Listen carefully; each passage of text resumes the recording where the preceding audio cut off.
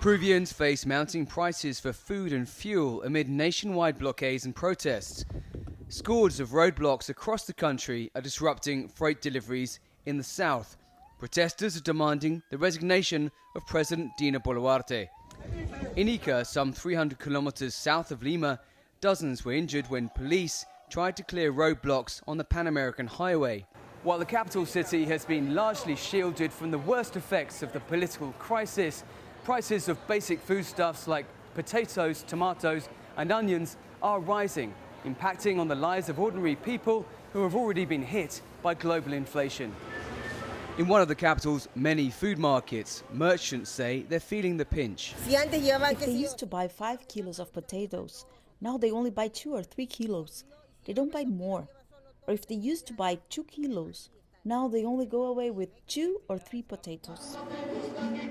But she said the price hikes were much worse outside Lima, and she wants to see the crisis resolved. We do not like to see all this. Let's hope that there is dialogue and the crisis ends, because Lima is the only place that is holding its own, because in the jungle they are screwed. In the highlands the same. Lima is the only place that is still holding its own. In the southern region of Puno, which saw the worst of the violence since the unrest began in early December, basic foods have tripled in price. The protests began when former President Pedro Castillo was ousted after trying to dissolve Congress. Long lines of stranded trucks were seen in many Amazon and Andean regions. Meanwhile, liquefied petroleum gas, or LPG, the most popular fuel for vehicles and homes in Peru, has become increasingly hard to find.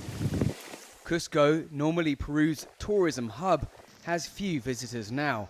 Drivers wait to fill their tanks. There is no fuel. We are out of supply, thanks to the protesters. We are fed up with so many protesters. The tourism trade has plummeted after the indefinite closure of Inca Citadel Machu Picchu. President Dina Boluarte said this week she will not yield to the demonstrators, who demand she step down. Blocking highways where tons of food is going bad along with the rising cost of living. What? Don't the housewives and mothers have human rights? She called for a national truce, but the protests show no sign of ending. Dan Collyns, CGTN, Lima.